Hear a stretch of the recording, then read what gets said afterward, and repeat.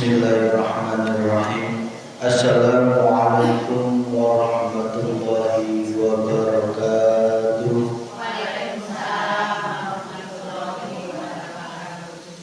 Ila hadratin Nabil Mustafa Rasulullah Muhammad sallallahu alaihi wasallam wa ala alihi wa awladi wa dhurriyyatihi wa sahabati wa tabi'ina syarihin wal ulama wal wali Allah Husain Syekhatul Qadir Jailani wa ila ruhi al-marhum Baki Haji Kandung dan Masyuri bin Sastra Bawira wa ila ruhi al-marhum Bapak Ustadi wa Mati Sutarno Pintar Nawawi wa ila ruhi jami'al kubur minal muslimin wal muslimat wal mu'minin wal mu'minat khususan fi qaryati dusun Simbar Kisah Bener.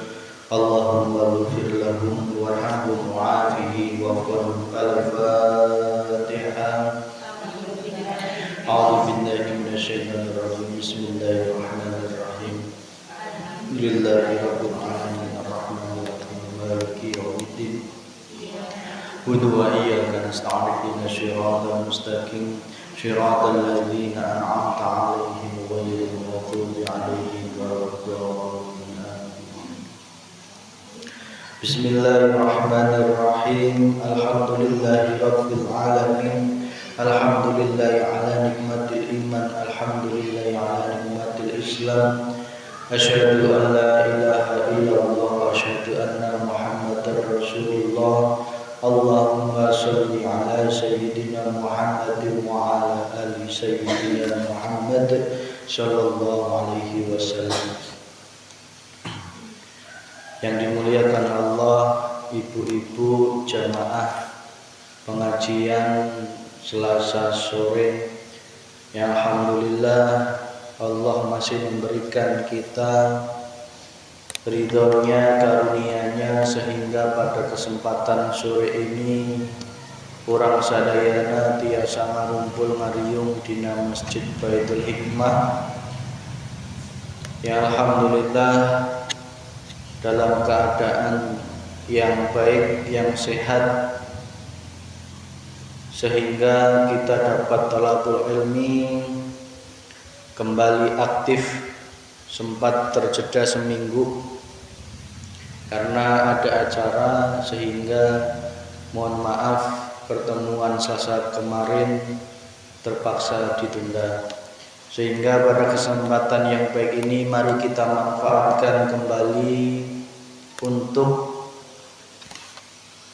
mengkaji ilmu Allah Subhanahu wa taala demi diri kita, demi keluarga kita, dan juga demi sekitar kita. Semoga menjadi lebih baik. Semoga hati kita menuju alam yang terang benderang, alam yang nyatanya Allah Subhanahu wa taala. Shalawat serta salam semoga tercurahkan ke junjungan urang sadayana Nabi Agung Muhammad sallallahu alaihi wasallam, ka keluargana, ka para sahabatna, para tabi'ina sholihin, lumeberna ka urang sadayana. Semoga urang sadayana menang syafaat fid dunya wal akhirah. Amin ya rabbal alamin.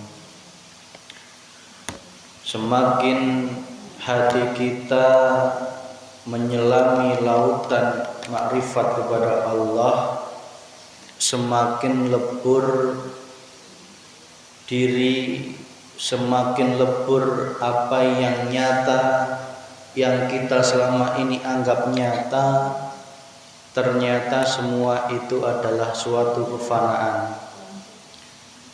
Karena seonggok garam, sebutir garam, manakala garam itu dimasukkan ke dalam luasan lautan, garamnya itu lebur menyatu dengan asalnya, yaitu lautan.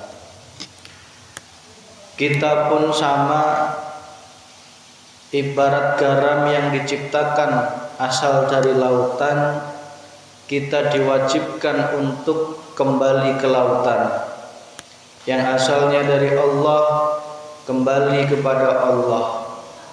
yang asalnya diciptakan oleh Allah kembali kepada Allah Subhanahu wa taala.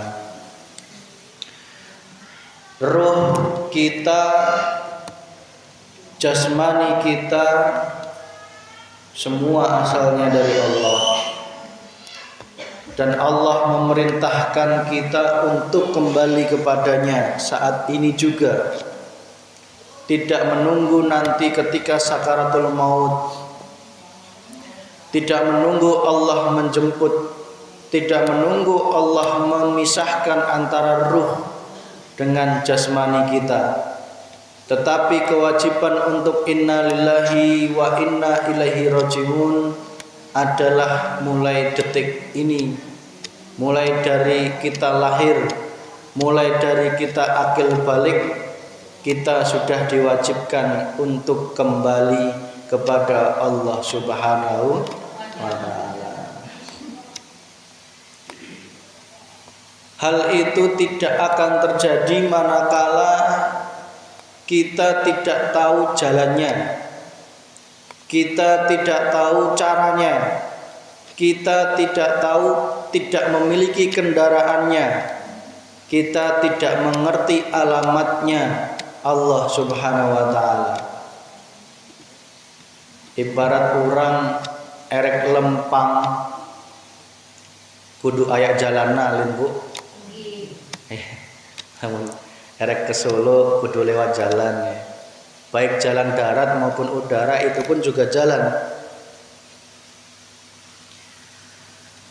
Kendaraannya juga kudu aya. Lamun eueuh kendaraan lempang ke bisa tapi suwe. Hayang cepet naik pesawat. Itu tergantung kendaraannya.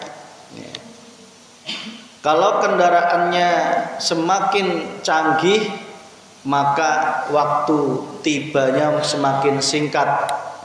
Yang biasanya dari Jogja ke Jakarta bisa sampai 2 hari 3 hari, cukup 2 jam. Yang dulu kalau ke Mekah itu butuh waktu 3 bulan mengarungi lautan ya. Seperti kakek saya dulu, dia beliau itu kalau haji itu harus melalui lautan Bu, lewat Aceh sana. Maka dinamakan Aceh itu serambinya Mekah karena zaman dulu orang-orang kalau naik haji itu harus naik perahu ya, butuh waktu 3 bulan. Kalau balik ya syukur, enggak balik berarti sudah innalil. Zaman dulu belum ada telepon untuk bisa nyaho ya anjok meni untuk nyaho ya. Sing jelas lamun geus anjok itu ya, bisa membawa yang namanya kurma dan sebagainya sebagai bukti ya. Ya, maka bisa balik sudah alhamdulillah. Zaman sekarang untuk ke Mekah butuh waktu 9 jam dari Jakarta. Ya. Bisa 9 jam sudah sampai ya. Jadi waktunya lebih singkat. Seperti itu pula manakala kita akan kembali kepada Allah, hati ini kembali bertuhan Allah, maka tergantung kendaraan, tergantung jalannya, tergantung sopirnya, tergantung jalan mana, tergantung nyaho ente alamatnya. Kendaraan itulah lambang syariat. Kendaraan itu lambang syariat. Jalan itu lambang thariqah. Sedangkan tujuan itu adalah hakikat. Kalau sudah nyampe namanya ma'rifat. Sudah dipahami nggih Bu? Pelan-pelan. Kendaraannya syariat.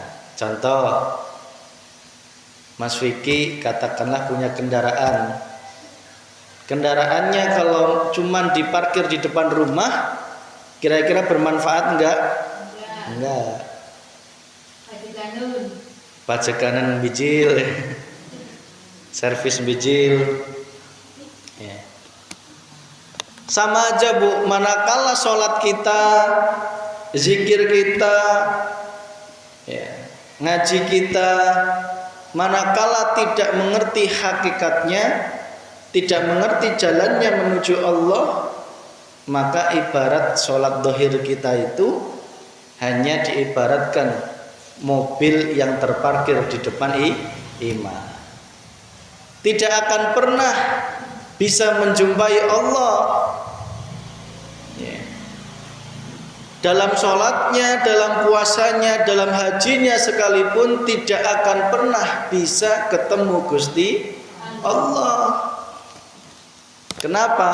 Karena tidak tahu jalannya, tidak tahu tujuannya, dan tidak tahu alamat. Manakala mobil itu mewah,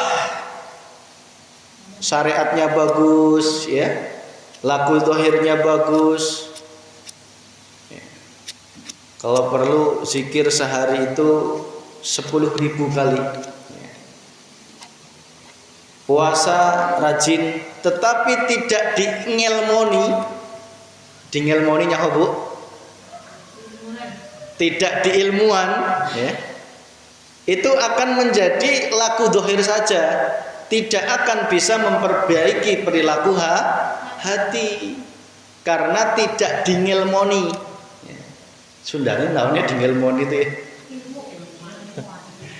Untuk pakai ilmu, ya.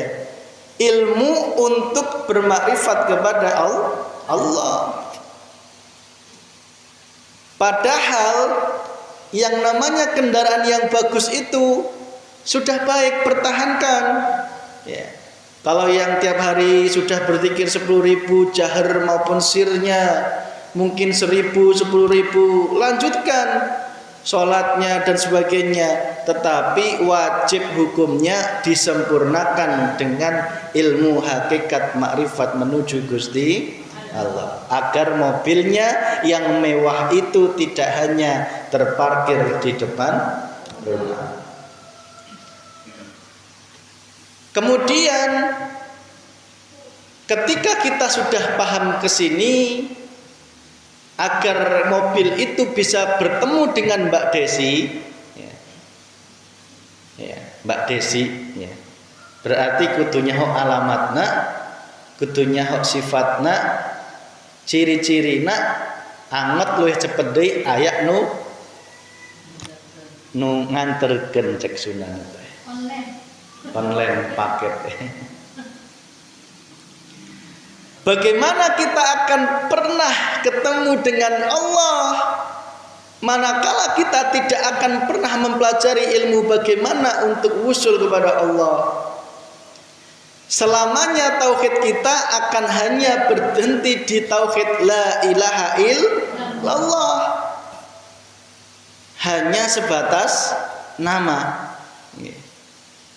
Di dalam mobil di depan rumah itu tiap hari menyebut Mbak Desi, tetapi tidak pernah ketemu Mbak Desi. Itulah kondisi hati yang duduk di tauhid la ilaha illallah, yang Allahnya tuh nggak tahu di mana. Ada yang mengatakan Allahnya di atas. Nauzubillahi min dzalik. Kalau Allah di atas berarti Allah bertempat. Kalau Allah bertempat berarti sama dengan makhluknya. Itu menyalahi kaidah akidah Allah itu laisa kamislihi syai', tidak dapat disamakan dengan makhluk. Golongan orang-orang yang ahli la ilaha illallah, Allahnya masih jauh. Seolah-olah Allah di langit di atas tingkat 7 sana. 1, 2, 3, 4, 5, 6, 7 Sidratul Muntaha mustawa ars. Seolah cicing di atas sana. Padahal Bu, jika panjenengan sudah memahami Jagat yang gede itu semua terletak di dalam jagat yang kecil, yaitu di dalam hati. Nek jenengan wis kepanggih. Jagat hati kita ini bahkan jauh lebih luas dari alam semesta. Jauh tak terbatas dari alam semesta, manakala kita sudah sering membuktikannya. Maka ayo tingkatkan tauhid kita menuju tauhid la ilaha illa huwa. Naik lagi la ilaha illa huwa. Kalau sudah la ilaha illa huwa itu tiada Tuhan selain Engkau, selain Dia, Allah. Allahnya sudah semakin dekat. Cirinya kita sudah semakin merasa sering diawasi oleh Allah. Salat merasa diawasi oleh Gusti Allah, diawasi. Masih berpahaman kita sholat karena bisa sholat sendiri dan merasa diawasi oleh Allah. Kita berbuat yang terpuji maupun yang terlarang itu masih merasa diawasi oleh Allah. Berarti Allahnya masih jauh. Inilah golongan orang-orang yang ahli thariqat, yang manakala sering kita mengamalkan zikir jahar maupun zikir sir. Jahar itu dikeraskan, sir itu dibatin. Itu Allahnya, duduknya, tauhidnya masih di tauhid la ilaha illahu huwa, masih jauh. Jadi kalau kita berdoa pun seolah-olah Allah masih jauh. Ya. Bahkan masih butuh perantara. Ya. Ibarat ke Pak Lurah kudu melalui Pak Cari, gitu nggih Bu. Nggih. Itulah ciri ahli tauhid yang masih duduk di tauhid tingkat 2, la ilaha illa huwa. Tingkatnya orang-orang ahli thariqah. Orang yang duduk di tauhid la ilaha illallah ini, syariatnya atau kendaraannya tadi sudah dipakai lempang Bu. Ya. Nges mulai lempang. Nges mulai mempelajari ilmu tentang hakikat. Ya. Nyahok tujuannya sholat naon, nyahok tujuannya puasa naon. Nges ente jeng ikut-ikutan deui. Nyaho tujuannya zakat, nyaho tujuannya haji. Itulah hakikat.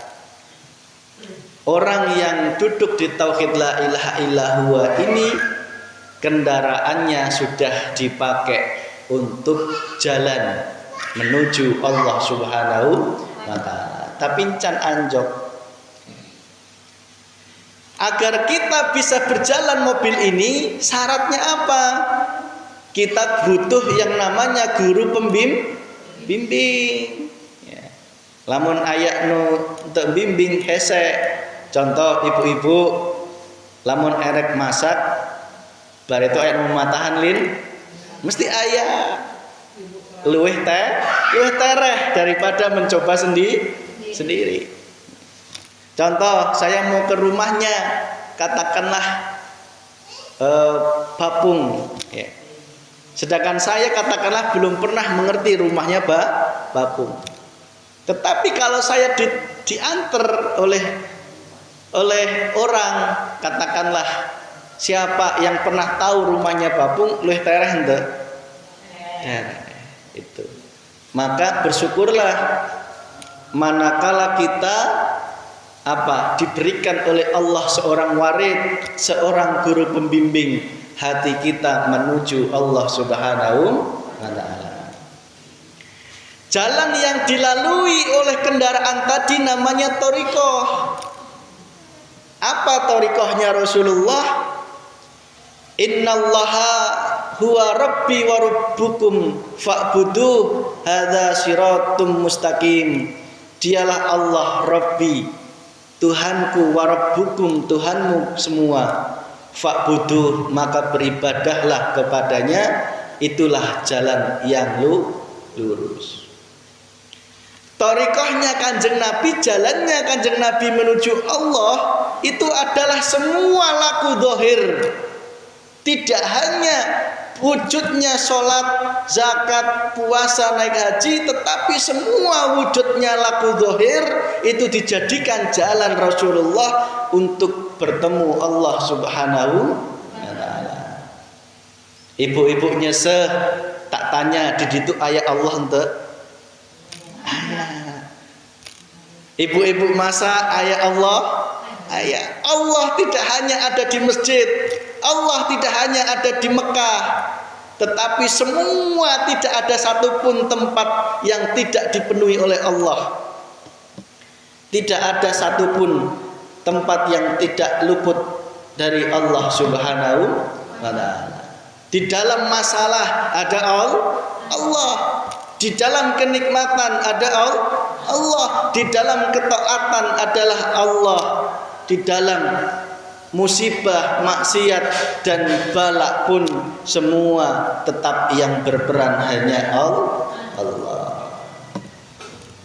Itulah Bu.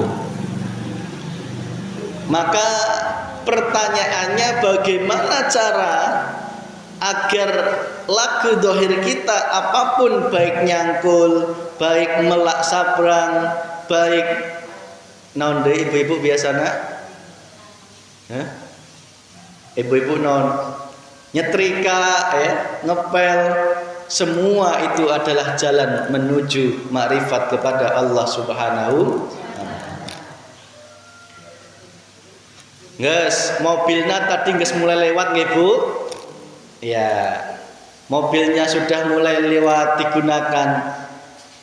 Dituturkan ke guru pembimbing, geus nyaho bahwa Allah itu memiliki 4 zat, sifatnya, asma'nya dan af'alnya. Zat Allah, ya. Zat Allah adalah zat yang wajibul wujud, yang mana itulah Allah yang ada di dalam setiap apapun. Di dalam diri kita, di dalam alam semesta ini, jin, surga, neraka, yang gaib, yang zahir maupun yang batin itu adalah cikal bakalnya adalah nur Allah, nur Muhammad. Nur Muhammad itulah diciptakan oleh Allah Subhanahu wa ta'ala. Sak jeroning urip, di dalam hidup yang paling dalam, di situ ada Allah Subhanahu wa ta'ala. Jadi yang sesungguhnya ada itu garam atau lautan?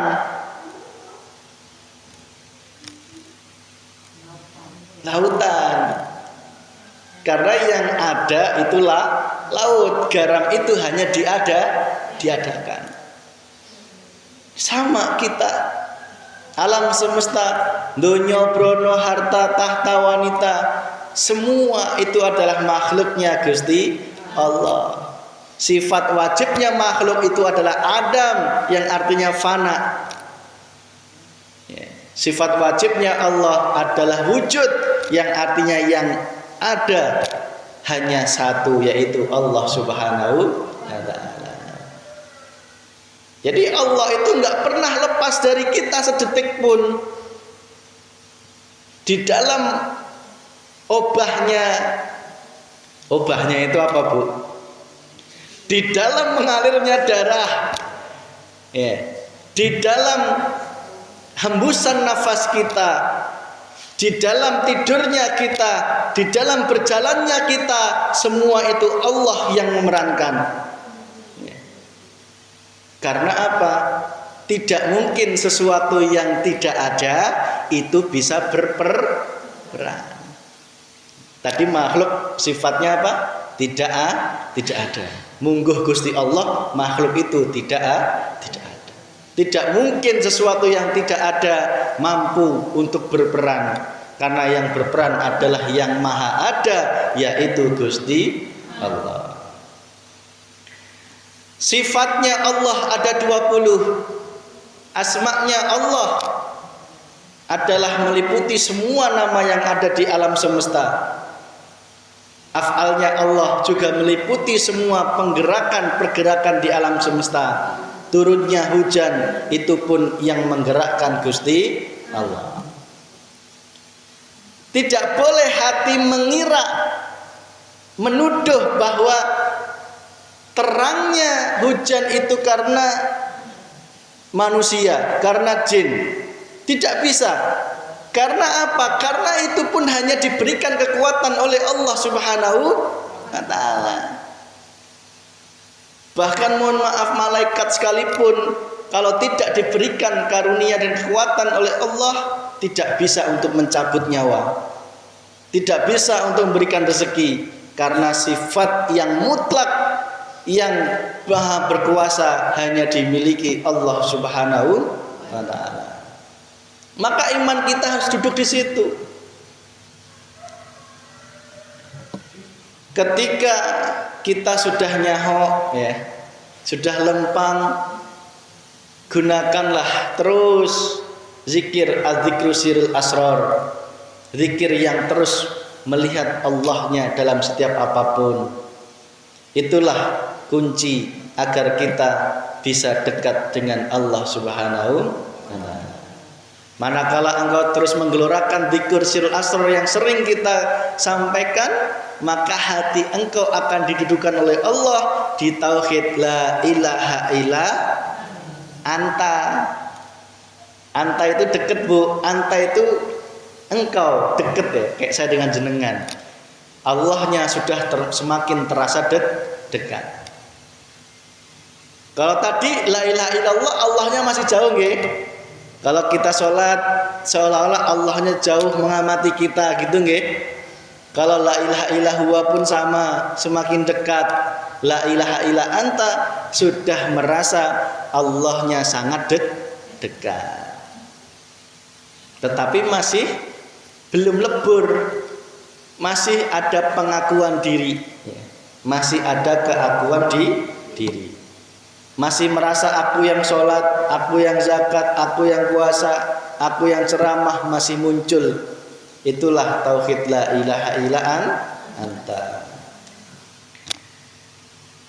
Di dalam kitab dikatakan la tatrukil dzikra li'adami hudurika ma'allah fihi li'anna ghaflataka an wujudi dzikrihi asaddu min ghaflatika fi wujudi dzikrihi fa'asa ay yarfa'aka min dzikrin ma'a wujudi ghaflatin illa dzikri ma'a wujudi yaqadatin wa min dzikri ma'a wujudi yaqadatin illa dzikri ma'a wujudi khudurin wa min dzikri wa ma wujudi khudurin illa dzikri ma wujudi ghaibatin amma siwal madzakuri wa ma dalika 'ala Allahi bi aziz. Yang artinya, jangan kamu tinggalkan zikir, ulah anjenak tinggalkan zikir sirul asrar,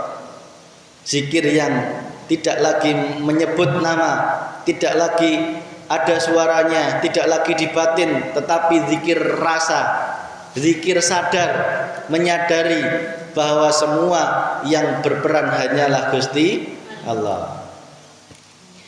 Ulah anjenak tinggalkan zikir, karena ketiadaan hatimu hadir bersama Allah di dalam zikir itu. Sebab sesungguhnya kelalaianmu kepada Allah dengan tidak adanya zikir kepada Allah itu lebih berbahaya daripada kelalaianmu kepada Allah dengan masih adanya zikir kepadanya. Maksudnya kieu, Bu. Meskipun ibu-ibu dalam zikir masih lalai terhadap Allah, ya. Ketika nyebut la ilaha illallah Allah, tetapi masih ingat jemuran, masih ingat betahan. Tidak usah menjadikan hati kita berhenti untuk berzikir. teruslah berzikir. Karena kelalaian hati ketika tidak berzikir itu jauh lebih berbahaya daripada kelalaianmu kepada Allah dengan masih adanya zikir kepada Allah. Semoga Allah menaikkan kamu dari zikir yang disertai kelalaian menuju kepada zikir yang disertai kesadaran ingat kepada Allah. Zikir yang nomor 3 yaitu zikir sirul asrar. Zikir apa bu? Sirul asrar. Zikir yang sadar, menyadari di dalam merengutnya suami itu pun ada Allah. Maksudnya gimana ada Allah mas? Apakah suami itu Allah? Bukan. Suami merengut itu pun karena dimerengutkan oleh Allah. Hidup yang menguasai hidup suami. Di dalam usaha yang kurang lancar, di dalam kondisi keuangan yang tidak baik, di dalam kekayaan, di dalam apapun kondisi waktu, itu semua ada Allah yang menguasai semuanya. Maka kembalikan semua kepada Gusti Allah.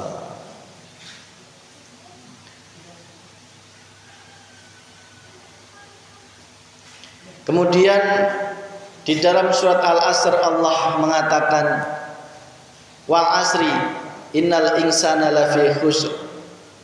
Demi masa, sesungguhnya manusia itu kebanyakan dalam keadaan rugi. Kebanyakan dalam keadaan rugi. Coba bu renungkan bu. Kalau Allah sudah berjanji demi masa, itu berarti tidak main-main. Berarti di dalam 24 jam hidupnya manusia itu kebanyakan dalam keadaan rugi, dalam keadaan lalai. Illal ladzina amanu, kecuali orang-orang yang beriman, wa amilus solihah, dan juga mengerjakan amal yang soleh. Iman yang dimaksud di sini adalah iman yang hak, iman yang sudah nyampe, iman kepada tingkatan makrifat kepada Allah. Tidak hanya iman di tingkat zahir, tetapi sudah lengkap imannya menuju makrifat kepada Allah. Dialah iman yang hak, yang selalu melihat keesaannya Allah di dalam kondisi apapun yang diperlihatkan, didengarkan, dirasakan, dan dihadapkan oleh Allah. Itu semua hanya dialah zat yang ahad, Allah yang berperan. Tidak ada di dalam hatinya selain memandang Allah subhanahu wa ta'ala. Mohon maaf, meskipun secara zahir panjenengan kekep jeung salaki, hati teh tetap nyambungnya sama Allah. Bisa dipahami Ibu? Coba perhatikan berapa banyak manusia yang ketika melaksanakan aktivitas zahir hatinya ikut-ikutan lalai terhadap Allah. Coba ketika nyangkul, apa yang diingat oleh hati? Apakah nyambung rasa terhadap Allah? Pasti munculnya aing pang bisa nak bisa maju. Coba kondisi hati manusia ketika sholat, apakah hatinya ikut-ikutan menghadap kepada Allah? Kebanyakan pasti lalai terhadap hidup yang menguasai sholat itu, yaitu Allah subhanahu wa ta'ala. Karena apa? Imannya masih duduk di iman tauhid la ilaha illallah, belum sampai ke tauhid la ilaha illa ana. Bisa dimengerti Ibu? Bisa ya? Bisa. Bagaimana kondisi manusia yang sering dilalaikan oleh urusan dunia? Sudah sampai umur 40 belum bertaubat. Sudah sampai umur 50 masih belum muncul hati untuk bertuhan Allah. Masih nunggu umur berapa lagi hati untuk kembali kepada Allah. Umur 50 dunia yang menjadikan Tuhan di dalam hatinya. Semua diukur dengan keduniaan. Semua diukur dengan harta, tahta, jabatan dalam menilai apapun kondisi sosial manusia. Tidak pernah hati untuk memandang Allah, bertobat atas semua kesalahan yang telah dilakukan selama hidup di alam dunia. Rasulullah mengingatkan kepada kita, wahai engkau yang berumur 40, angot sing 50, angot sing suwita, angot sing 70. Ya Allah, 40 Rasulullah sudah mewanti-wanti batas maksimal engkau tobat. Laksanakanlah hati untuk kembali bertuhan Allah, bertauhid kepada Allah Subhanahu wa taala, karena hanya itulah satu-satunya jalan kita selamat di dunia wal akhirah. Bergetarlah hati untuk menerima hidayahnya Allah. Mau nunggu sampai kapan?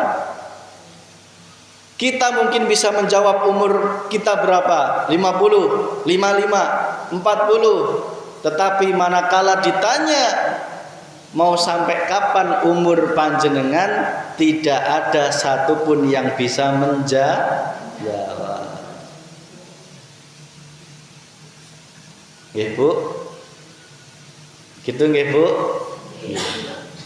Yang Allah butuhkan itu kesadaran hati, Bu. Kesadaran hati. Maka ayo kita sama-sama bergerak menuju rahmatnya Allah Subhanahu wa taala. Umur 40, ayak nunggu 40 ayak. Dan geus 50. Geus kolot. Biasanya lamun geus umur 50 itu secara dohir sudah mulai diingatkan Allah Subhanahu wa taala. Rambutnya mulai memutih. Ya Bu nggih? Semakin bertambahnya uban, semakin dekat kita dengan kematian. Kudu sadar Bu. Tuur mulai pegel. Sinyal dari Allah bahwa tidak selamanya ruh kita berada di alam jasad. Ada kalanya kita menemui suatu titik ruh kita dijemput oleh Allah Subhanahu wa taala. Maka kunci yang paling untuk bisa membuka usul terhadap Allah yaitu bisiril adzikru bisiril asrar. Manakala engkau tidak menggunakan ini dalam 24 jam hidupmu, meskipun itu suatu ketaatan, hati kita tetap dianggap lalai terhadap Allah Subhanahu.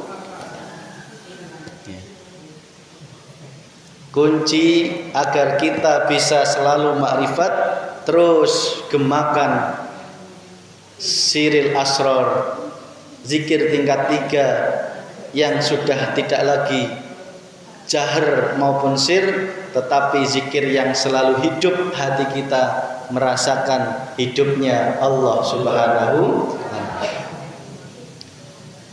Allah deui protes. Allah deui protes. Kenapa kita tidak boleh protes? Karena hati kita wajib untuk memandang Allah. Diperek sakit itu pun ya Allah. Diperek kekurangan harta itu pun ya Allah. Ya Allah. Nggih Bu.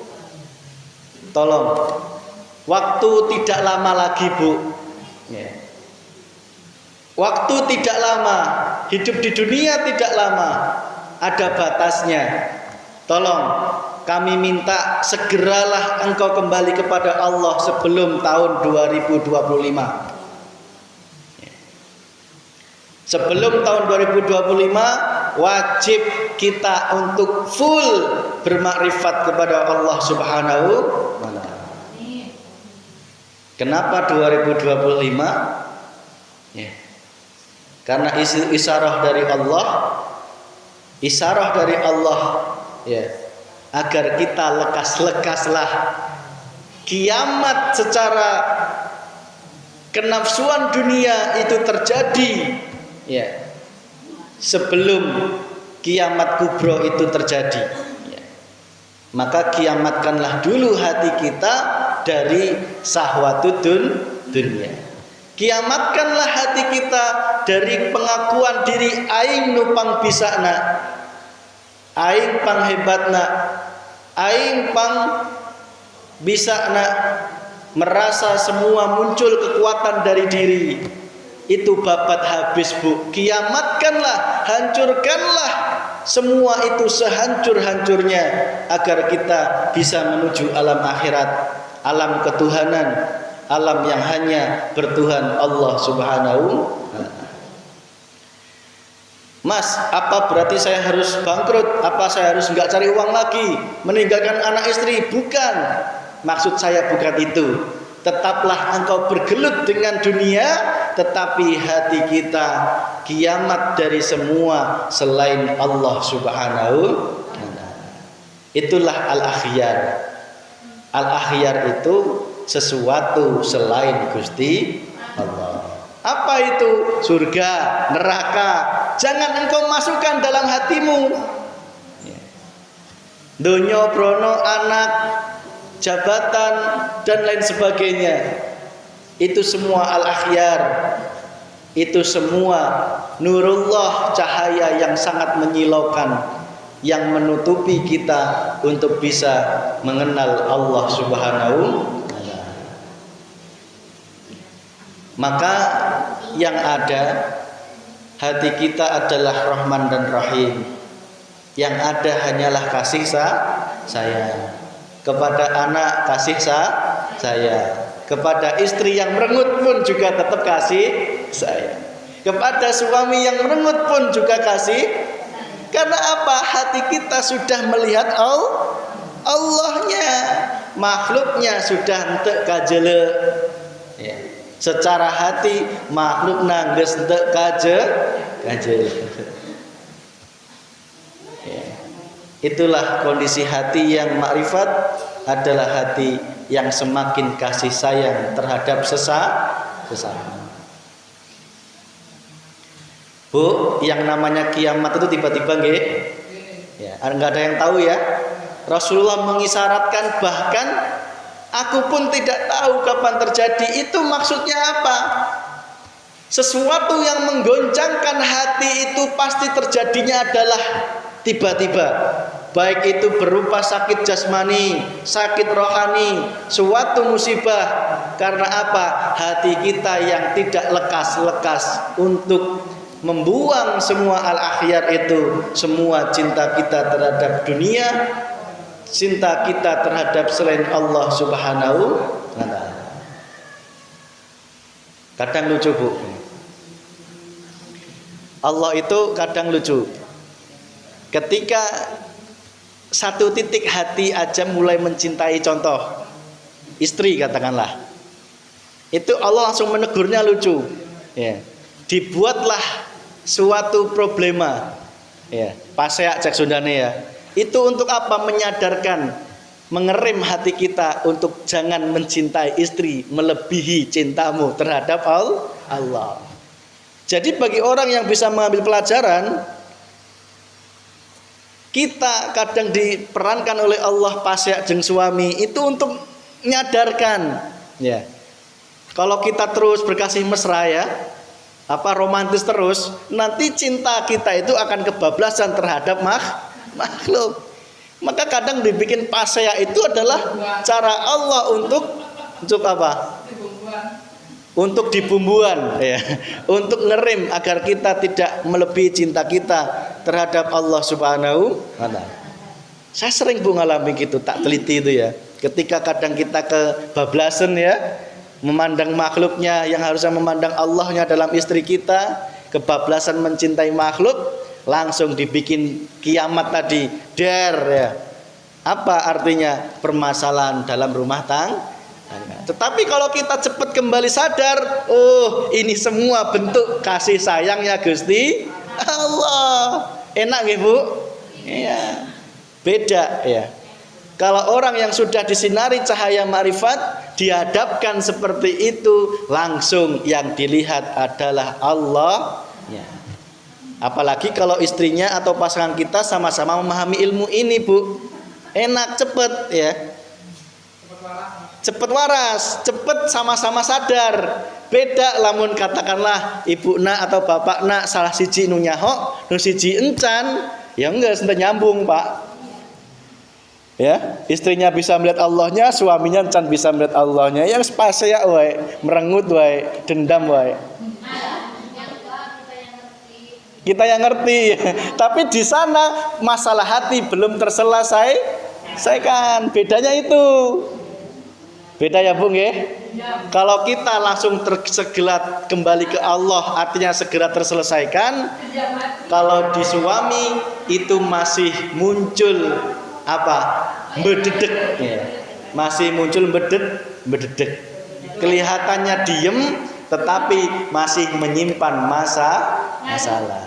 Kenapa? Karena tidak segera mengembalikan kepada Allah Subhanahu wa taala.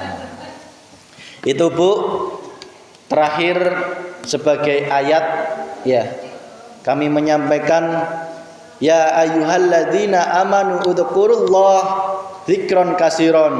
Al-Ahzab ayat 41. Ya ayyuhalladzina amanu, hei jalma-jalma nungges iman, nungges imannya sampai anjok ilmu ma'rifat, udzukurullah, berzikirlah engkau kepada Allah dzikran katsiron. Teruslah engkau gelorakan zikir silur asrar, yang merasakan Allahnya, menemui Allahnya, melihat Allahnya dalam apapun. Teruslah engkau gemakan, jangan sampai muncul sesuatu selain Gusti Allah. Bisa diterima Bu? Iya. Bisa nggih? Sudah mulai dipraktekkan ya? Sudah pengajian dari tahun berapa? Setahun ada? Ada. Tak tanya, wudunya sudah dijaga? Wudunya sudah dijaga? Ngentut wudu, pipis wudu deui ya, langsung wudu sudah?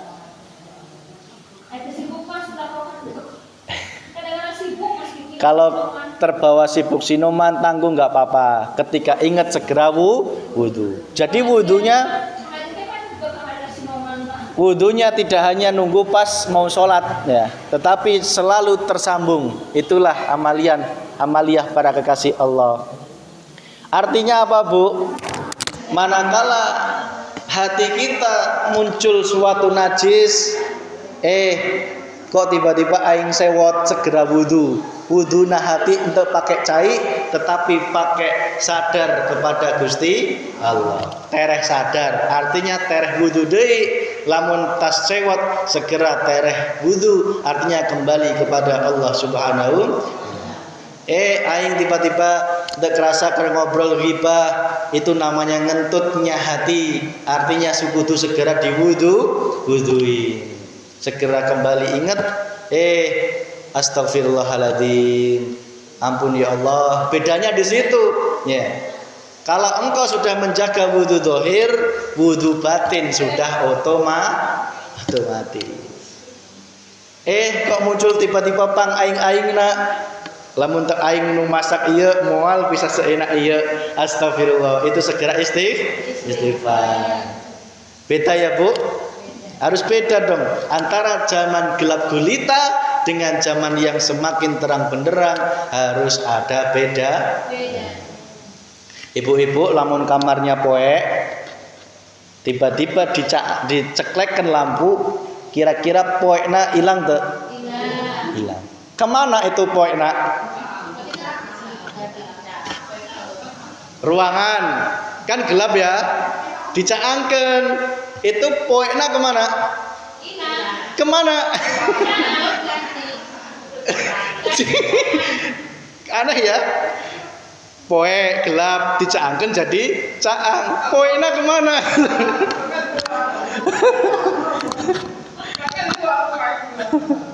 Iya tuh Bu ya. Manakala hati sudah tercaangkan oleh ilmu makrifat, kegelapan geus ulah sampai eueuh deui. Kasewot, kasebel, ghibah, pangaing-aing ya.